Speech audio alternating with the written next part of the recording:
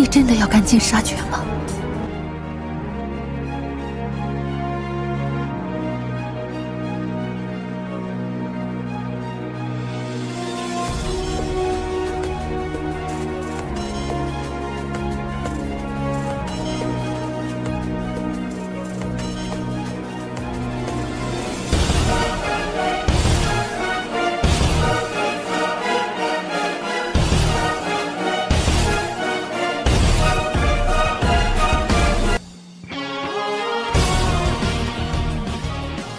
Mimin akan kembali mendongeng alur cerita film yang berjudul Battle Through the Heavens. Dan mohon maaf apabila tidak sesuai dengan videonya ya, karena alur yang Mimin sampaikan ini belum dirilis filmnya. Dan Mimin ingatkan kembali, konten ini full spoiler, yang tidak suka boleh di skip ya. Yang suka semoga terhibur. Tanpa basa-basi kita mulai.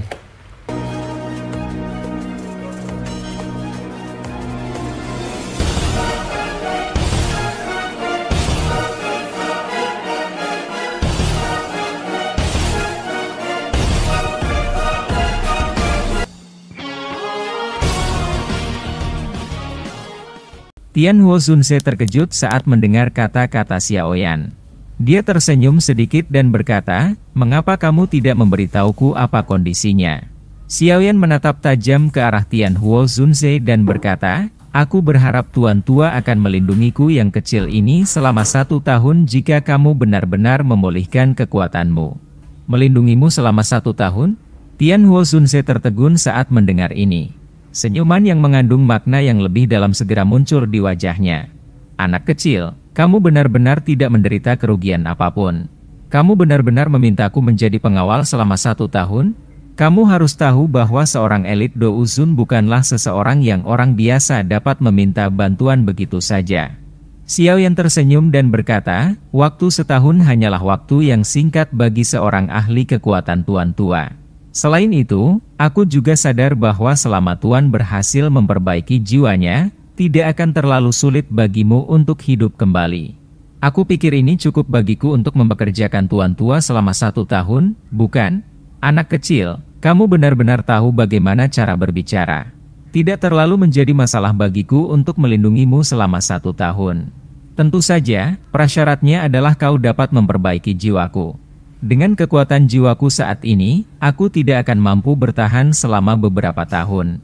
Tianhuo Zunze merenung sejenak sebelum perlahan menganggukkan kepalanya dan menjawab dengan suara serius. "Pak Tua, kamu bisa mempercayaiku. Ini bukan pertama kalinya aku membantu seseorang memperbaiki jiwa mereka.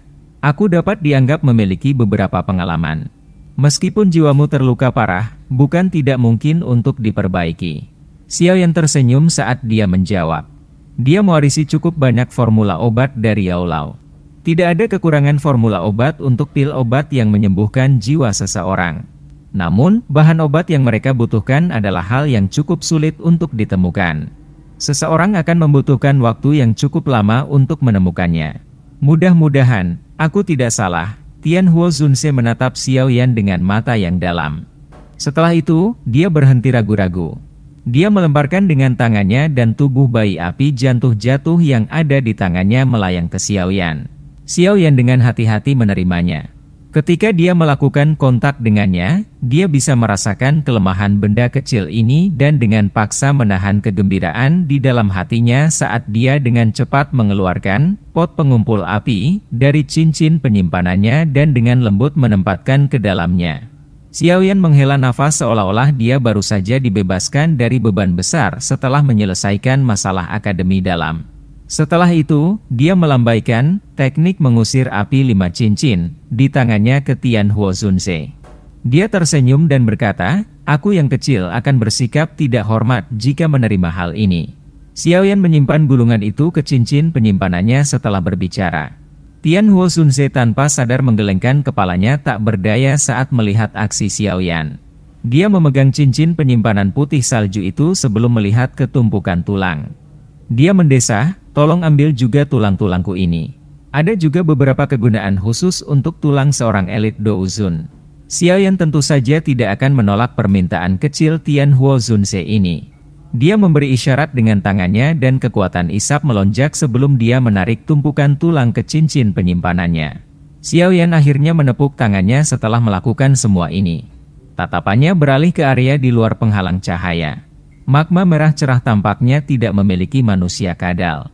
Namun, Xiaoyan, yang pernah menderita kerugian sekali, tahu bahwa sosok orang ini sangat sulit untuk dirasakan di magma.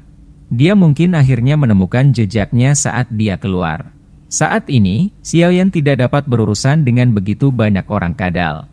Selain itu, dari apa yang dikatakan Tianhuo Zunze, tampaknya ada ahli dari ras kadal yang kekuatannya bisa bersaing dengan Do Uzun. Jika Xiaoyan bertemu dengan orang-orang kadal dari kelas itu sekarang, kemungkinan dia akan kesulitan melarikan diri. Orang-orang kadal api itu sangat peka terhadap aliran magma. Setiap gerakan kecil di dalam magma akan ditemukan oleh mereka. Selain itu, jumlahnya banyak. Semakin banyak kau membunuh, semakin banyak mereka. Pada akhirnya, Kei akan menarik orang-orang yang benar-benar kuat di dalam suku tersebut. Pada saat itu, semuanya akan menjadi masalah. Tianhuo Zunze mengingatkan di samping. Saat ini, dia perlu mengandalkan Xiaoyan untuk membantunya memperbaiki jiwanya. Wajar jika dia tidak hanya melihatnya dihancurkan oleh orang-orang ular itu. Xiaoyan mengangguk sedikit sebelum berbicara, di atas magma ini adalah Akademi Jianan. Kemungkinan akan ada konsekuensi yang tak terbayangkan jika orang-orang ini menagih suatu hari nanti. Tidak ada yang perlu dikhawatirkan. Makhluk hidup ini hanya dapat bertahan hidup di dalam magma. Jika mereka meninggalkan magma, mereka akan berakhir seperti ikan yang tertinggal dari air dan akhirnya mati secara otomatis. Tianhuo Zunze berbicara dengan lemah. Xiaoyan hanya menghela nafas lega saat mendengar ini. Dia tertawa getir. Aku bertanya-tanya bagaimana orang-orang ini diciptakan. Alam memang penuh dengan misteri. Apalagi tempat ini bahkan bukan bagian bawah magma. Aku ingin tahu apa yang bisa ada di bawah.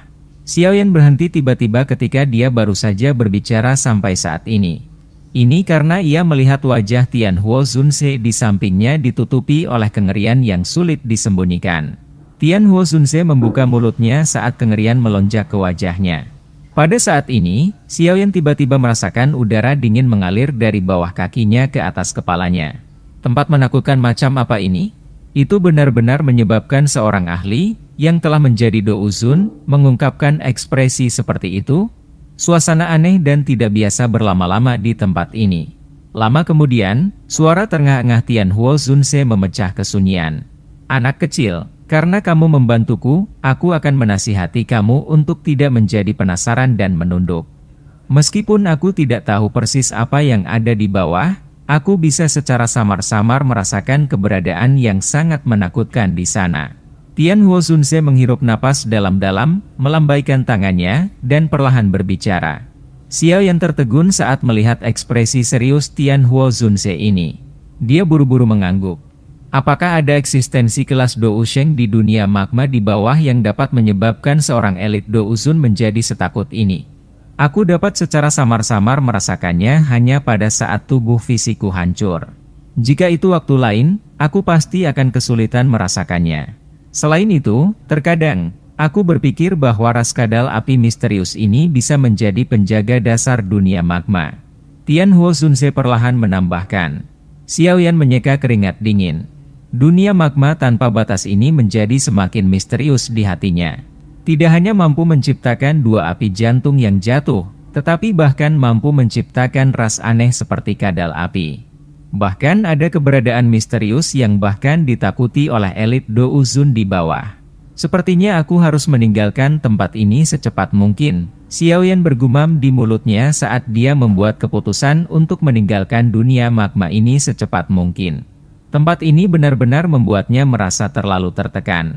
Kamu harus memulihkan kekuatanmu terlebih dahulu jika kamu ingin pergi. Dengan douki saat ini di dalam tubuhmu, akan sulit bagimu untuk berhasil mencapai permukaan magma. Tempat ini sangat aman.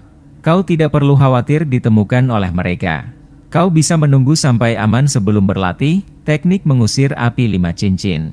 Tubuhmu memiliki api surgawi. Jika kau menggunakan teknik pengendalian tembakan ini, kekuatannya pasti akan melonjak. Tianhuo Zunze membuka mulutnya dan menyarankan dari samping. Xiaoyan mengangguk. Setelah pertempuran besar sebelumnya, Douki di dalam tubuhnya telah habis. Untuk menghindari ditemukan oleh orang-orang kadal api itu, dia harus dalam kondisi puncaknya. Setelah itu Xiao Yan dengan cepat duduk bersila. Tangannya baru saja membentuk segel pelatihan ketika jantungnya bergerak. Kedua jarinya bergetar dan manik berwarna merah muncul. Manik-manik ini telah diperoleh dari bagian dalam orang-orang kadal api itu.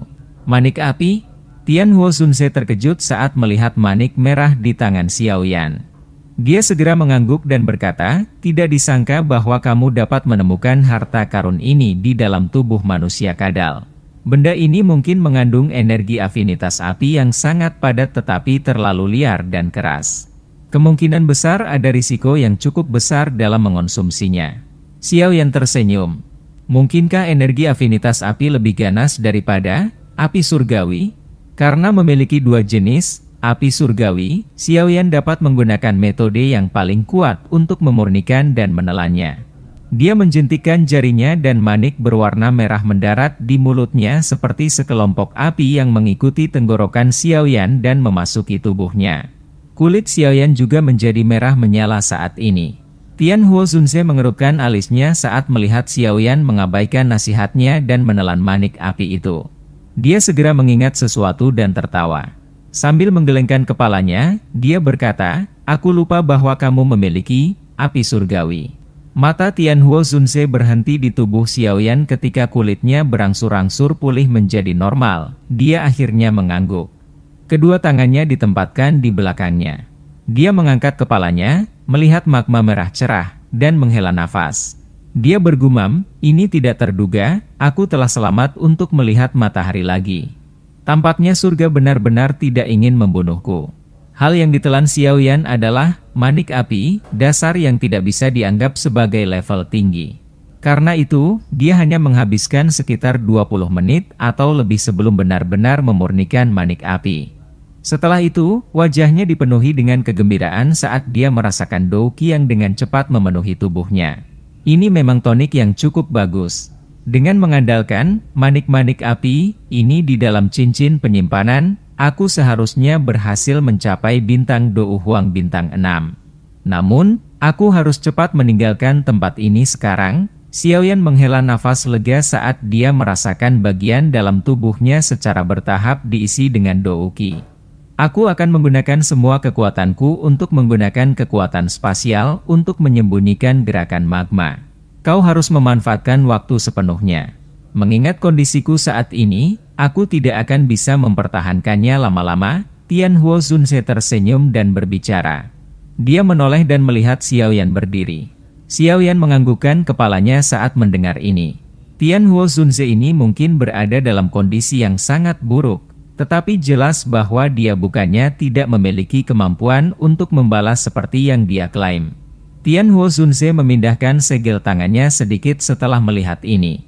Xiao Yan meletakkan cincin penyimpanan berwarna putih di jarinya, dan sosok buram melintas dan memasukinya. Riak samar menyebar dari cincin penyimpanan itu, membuat penghalang cahaya di depan Xiao Yan perlahan terbelah. Penghalang cahaya baru saja terbelah ketika Xiao Yan melangkah maju. Tubuhnya menjelma menjadi sosok berwarna hijau. Setelah itu, dia menembak dengan cepat. Pada saat yang sama, kekuatan spasial samar menyebar dari cincin penyimpanan berwarna putih, benar-benar memperkuat riak magma di sekitarnya. Saat penghalang cahaya terbelah, Xiao Yan dan Tian Huo Zunze tidak menemukan bahwa pilar cahaya selebar beberapa kaki sedikit terbuka di dasar dunia magma merah-merah. Itu terbuka dan tertutup, tampak seperti sepasang mata. Sosok Xiao Yan diam-diam terbang melalui magma sebelum hatinya tiba-tiba bergerak. Tangannya, yang tadinya berada di lengan bajunya, bergetar dan giok yang terfragmentasi muncul di dalamnya. Pada saat ini, giok kuno, yang hampir tidak pernah bereaksi, memancarkan sedikit kehangatan. Tangannya dengan lembut mengusap batu giok kuno itu. Badai muncul di dalam hatinya. Ini karena giok ini secara mengejutkan merupakan pusaka dari klan Xiao, giok Dewa Kuno Tuoshi. Batu giok kuno, yang sudah lama tidak memamerkan aktivitas apapun, memiliki gerakan yang tidak biasa muncul saat ini. Gelombang kemerahan samar muncul di tubuh giok berwarna putih. Jelas, itu karena area magma ini atau lebih tepatnya, dunia magma di bawah. Xiaoyan merasa 80% yakin bahwa tampaknya ada beberapa keberadaan yang terkait dengan giok dewa kuno Tuoshi di bagian bawah dunia magma di mana seseorang mengalami kesulitan melihat. Perasaan mendidih diam-diam muncul di dalam hati Xiaoyan saat dia mengingat apa yang dikatakan Sun Er saat itu. Giok dewa kuno Tuoshi ini ditinggalkan oleh seorang elit Doudi. Doudi, ahli yang berdiri di puncak dunia ini. Jenis kekuatan yang dimiliki oleh seorang ahli yang telah memperoleh tingkat itu adalah sesuatu yang Xiaoyan tidak pernah saksikan secara pribadi. Namun, dia masih bisa menebak secara samar-samar itu sudah cukup menakutkan untuk bisa menggoyahkan surga dan bumi dengan satu tangan. Sesuatu yang ditinggalkan oleh seorang elit Doudi sudah cukup untuk menimbulkan badai berdarah di benua Douki ini. Tentu saja, hal yang tertinggal juga harus memiliki kualifikasi untuk mengaduk kekacauan ini. Sederhananya, jika Xiaoyan bisa mendapatkan barang apapun yang ditinggalkan oleh Doudi, dia mungkin memiliki modal yang memungkinkan dia untuk benar-benar bersaing dengan aula jiwa. Tubuh Xiaoyan seperti ikan saat dia diam-diam memotong magma. Matanya tanpa sadar menatap ke belakang. Magma merah menutupi pandangannya tapi samar-samar dia masih bisa melihat kegelapan yang menyebabkan seseorang takut pada dasar dunia magma. Tempat itu mungkin memiliki sedikit informasi yang berhubungan dengan dewa kuno Tuoshi. Dia tidak membalikkan tubuhnya dan menuju ke bagian bawah magma meskipun dia tahu tempat itu bisa menarik perhatian giok dewa kuno Tuoshi. Ini karena dia juga mengerti betapa berbahayanya tempat itu. Dia saat ini memang membutuhkan kekuatan untuk menyelamatkan ayahnya dan Yao Lao. Namun, prasyaratnya adalah dia harus tetap hidup. Tentu saja, Xiaoyan telah melakukan banyak hal yang mempertaruhkan nyawanya di masa lalu. Namun, dia selalu memiliki garis bawah. Kali ini, jika dia segera berbalik dan memasuki dasar magma misterius itu, dia tidak yakin dia bisa melarikan diri hidup-hidup. Jika dia kehilangan nyawanya, kekuatan besar tidak akan berguna lagi. Dia bukan lagi pemuda sembrono dari tahun-tahun sebelumnya. Dia tahu hal-hal apa yang pantas dilakukan dan bagaimana cara melakukannya. Selain itu, giok dewa kuno Tuoshi adalah kunci yang membuka hal yang ditinggalkan oleh dewa kuno Tuo. Apa yang bisa dia lakukan jika benda yang ada di dasar magma benar-benar sesuatu yang ditinggalkan olehnya? Xiaoyan jelas mengerti bahwa kunci di tangannya hanyalah sebagian dari kunci lengkap. Dengan memegang pecahan kunci, kemungkinan dia hanya bisa melihat benda itu dan menghela nafas bahkan jika dia berhasil mendapatkan apa yang ditinggalkan oleh dewa kuno Tuo. Dengan kekuatannya saat ini, Xiaoyan bahkan tidak dapat menerobos orang-orang kadal api, apalagi keberadaan menakutkan yang bahkan ditakuti oleh Tianhuo Zunze. Dia mungkin berakhir dengan akhir yang menyedihkan dari kembali dengan tangan kosong setelah membayar harga yang mahal. Harga semacam ini bukanlah sesuatu yang bisa dibeli Xiaoyan. Banyak pikiran melayang di sekitar hatinya, menyebabkan Xiaoyan perlahan-lahan menjadi tenang. Dia mengatupkan giginya dan dengan paksa memutar kepalanya. Setelah itu, dia mengembalikan giok kuno di cincin penyimpanannya tanpa meninggalkan jejak. Pada saat ini, tubuhnya masih memiliki jiwa Tianhuo Zunze. Orang ini bukan Yao Lao. Sesuatu seperti dewa giok kuno, yang cukup untuk membangkitkan kecemburuan seorang elit Dousun, tidak boleh dibocorkan kepada orang lain. Karena itu, Xiaoyan dengan kuat mengunci apapun yang terjadi di tempat ini di dalam hatinya. Mungkin ketika dia memiliki kekuatan sejati di masa depan, dia akan bisa kembali ke dunia magma ini dan menyelidikinya secara terbuka. Namun, waktu itu pasti bukan sekarang. Dia harus menjaga rahasia ini sendirian.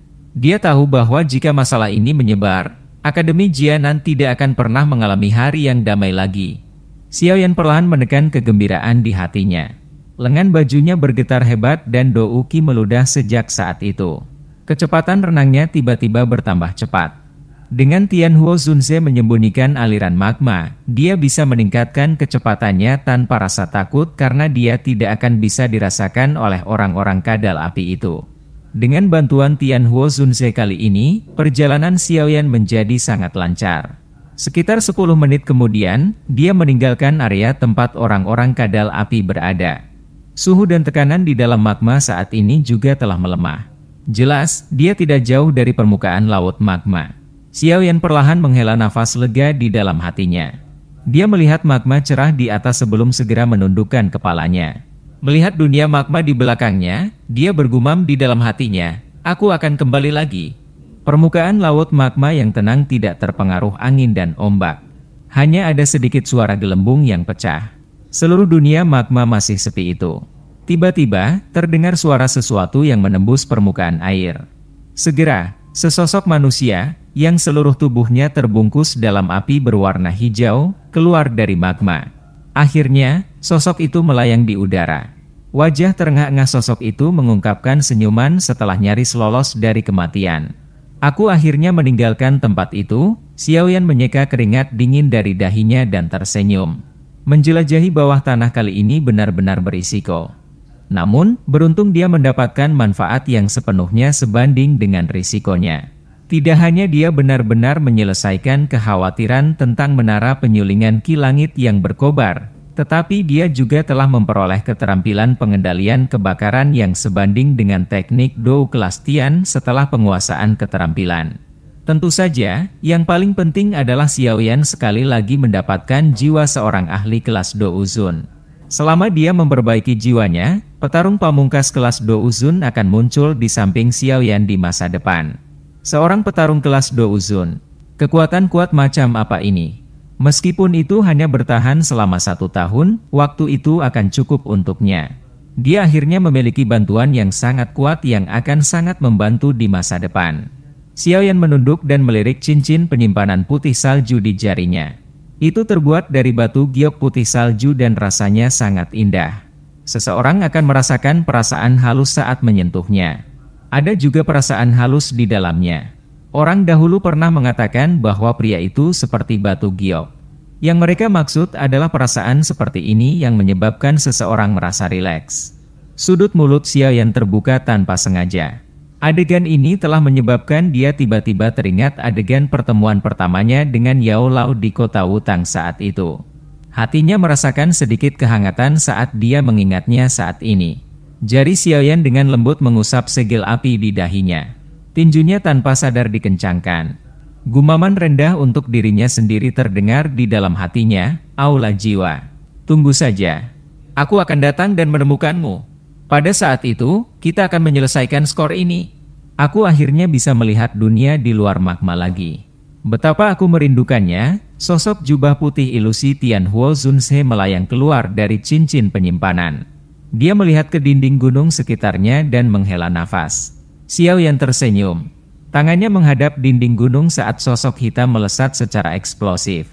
Akhirnya, sosok hitam itu berubah menjadi penguasa Xuan berat dan mendarat di tangannya. "Xiaoyan, jiwaku saat ini sangat lemah dan tidak bisa muncul terlalu lama. Aku akan menyerahkan masalah memperbaiki jiwaku kepadamu. Kamu harus ingat bahwa rohku hanya dapat bertahan dalam waktu yang singkat. Karena itu, kau harus memanfaatkan waktu sepenuhnya." Tianhuo Zunse mendesah secara emosional. Dia berbicara dengan sungguh-sungguh saat tatapannya beralih ke Xiaoyan. Xiaoyan tersenyum dan mengangguk. Dia berkata, "Pak Tua, percayalah bahwa aku bukanlah tipe orang yang tidak akan melakukan apa-apa setelah menerima hadiah." Tidak lama kemudian, Xiaoyan akan memulai perjalanannya ke dataran tengah. Jika Xiaoyan ingin bertahan hidup di tempat di mana yang kuat berkumpul, dia akan membutuhkan kekuatan, terlepas dari apakah itu berasal dari dia atau lingkungannya. Jika dia bisa dengan cepat memperbaiki jiwa Tianhuo Zunse, Xiaoyan akan memiliki penolong tambahan di sampingnya. Ini hanya menguntungkan Xiaoyan tanpa menyakitinya. Karena itu, dia tidak akan memotong tepi sehubungan dengan masalah ini. Tianhuo Zunse mengangguk puas. Dia perlahan berkata, "Kamu bebas bertanya kepadaku jika memiliki pertanyaan saat berlatih teknik mengusir api 5 cincin. Karena kau telah membantuku. Kalau begitu, anak kecil ini akan mengucapkan terima kasih." Xiaoyan tersenyum saat mendengar ini dan berterima kasih kepada Tianhuo Zunse. Tianhuo Zunse melambaikan tangannya. Mungkin itu karena dia telah menggunakan kekuatan spasial sebelumnya, tetapi rohnya saat ini menjadi jauh lebih ilusi. Dia hanya bisa tersenyum pahit saat melihat ini. Setelah itu, dia menghela nafas, dan tubuhnya bergerak, berubah menjadi sosok cahaya yang memasuki cincin seputih saljunya. Xiaoyan merentangkan tangannya setelah melihat Tianhuo Zunze memasuki ring sekali lagi. Dia mengangkat kepalanya dan melihat ke lubang dalam yang mencapai bagian bawah menara penyulingan Blazing Sky Key. Tubuhnya, bagaimanapun, tidak bergerak. Dia ragu-ragu. Saat ini, dia semakin dekat dengan kelas Dou Huang Bintang 6. Menurut perkiraannya, efek aneh dari manik api itu paling banyak memungkinkan dia untuk memasuki level bintang 6 Dou Huang dalam sebulan. Dunia magma ini mungkin penuh dengan bahaya. Namun, ini memang tempat pelatihan harta karun bagi Xiaoyan. Waktu di mana dia akan berangkat ke dataran tengah menjadi semakin pendek. Dia harus menggunakan waktunya sepenuhnya untuk meningkatkan kemampuannya. Ini karena dia tahu bahwa dengan kekuatannya saat ini, dia bukan siapa-siapa di dataran tengah, tempat naga dan harimau berbaring. Ini tidak akan menjadi masalah sederhana jika dia ingin mendapatkan 10 besar di pertemuan pil di mana berbagai alkemis dari seluruh benua berkumpul. Semua ini mengharuskannya untuk berusaha sekuat tenaga. Xiaoyan mengambil keputusan di dalam hatinya. Dia tidak ragu-ragu saat tubuhnya bergegas ke gua gunung di dinding. Gua ini berada di depan tebing yang sangat besar. Cabang-cabang pohon menutupi dan menyembunyikan tebing gunung. Bahkan jika seseorang berjalan mendekatinya, dia tidak akan dapat dengan mudah menemukannya. Xiaoyan telah menempatkan jebakan sederhana di pintu masuk gua yang memungkinkan dia untuk dengan cepat merasakan siapapun yang memasukinya. Selama perjalanan penjelajahannya, dia telah memperoleh 100 manik-manik api, itu cukup untuk digunakan selama periode pelatihan ini. Mereka kemungkinan akan cukup mendukungnya untuk mencapai level bintang 6 Dou Huang. Karena itu, dia perlu memastikan bahwa tidak ada yang akan mengganggu dia. Tubuh Xiaoyan memasuki gua sebelum dia dengan cepat duduk bersila. Wajahnya serius. Kali ini, dia perlu menggunakan kecepatan tercepat untuk menerobos menjadi bintang Dou Huang 6.